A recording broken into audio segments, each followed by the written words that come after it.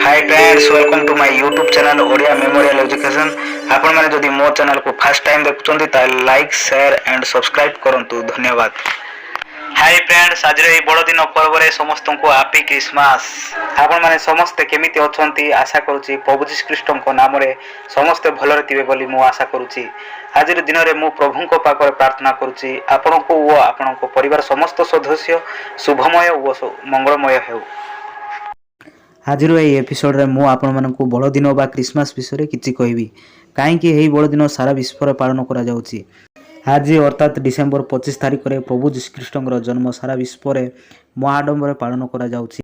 जीशु नामर अर्थ होची उद्धारकर्ता। एही जगत रे जेतेबेले पाप बढ़ी बढ़ी चलला एवं लोक माने अधर्म अन्याय अत्याचार व्यवचार बड़ी कुकर्म रे लिप्त रहिले सेतेबेले पिता ईश्वर अत्यंत दुख प्रकाश कले। पिता परमेश्वर लोक मानकु बहुत भल पाउतिले, तेणु लोक मानकु पापी हेले सुधा सेमानकु घृणा कले नाही, बरं मानव जाति को उद्धार करिबा पई समस्त को सठिक रास्ता रे आनिबा पई परस्पर को क्षमा करी प्रेम शांति और एकता बजाय रखिबा पई पिता परमेश्वर निजर एकमात्र पुत्र प्रभु यीशु ख्रीष्ट एही जगत को मानव रूप रे प्रेरण कले। जेरूसालेम रो एक बेथलेहम नगर रे मां मेरी को कोल रे प्रभु यीशु ख्रीष्ट जन्मग्रहण होइतिले।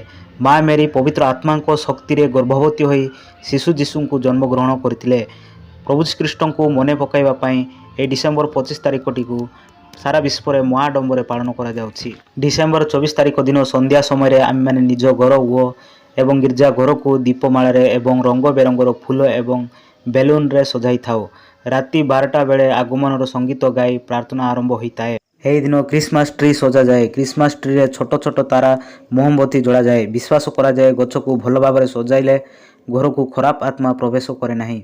डिसेंबर 25 तारिख दिन परस्पर मध्य उपहार आदान प्रदान करा जाए। सुस्वादु व्यंजन बा केक प्रस्तुत करा जाए। जीशु जेतेबेले 12 वर्ष होइतिले सेतेबेले पंडित माने जीशु को अनेक प्रश्न पचारुतिले एवं जेते लोक तांको कथा शुणुतिले समस्ते तांको बुद्धि और उत्तर रे आचंबित होउतिले। शिशु जीशु धीरे धीरे बुद्धि रे ज्ञान रे एवं ईश्वरଙ୍କ शक्ति रे बढ़िबाकु लागिले।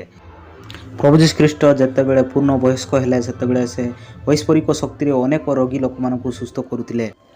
से अंध छटा पक्षाघात कुष्ठ बड़ी अनेक मारात्मक रोगरू लोक मानकु प्रार्थना माध्यम रे सुस्थ करुथिले। जो माने तांकु विश्वास करुथिले से माने सुस्थ हेउथिले। एबोली आश्चर्य कर्म देखि लोक माने जीशु को विश्वास कले एवं अनुसरण करथिले। प्रभु यीशु ख्रीष्ट सब बेले लोक मानकु नम्र दया क्षमाशील हेबा पई परामर्श देउथिले।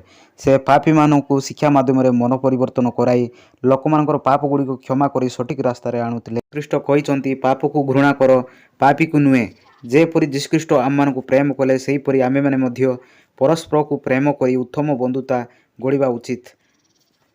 जीशु एक उज्जवल तारका सदृश थिले। से लोकंकु दुख और अमंगल रूपक अंधारु आलोक आड़कू नहीं जिबा लागी पृथ्वी रे जन्मग्रहण करथिले। जीशुंकु भल कथा जानिबा और सेगुड़िक जीवन रे पालन करिबा हेउची बड़ दिनर पर्वर प्रकृत अर्थ।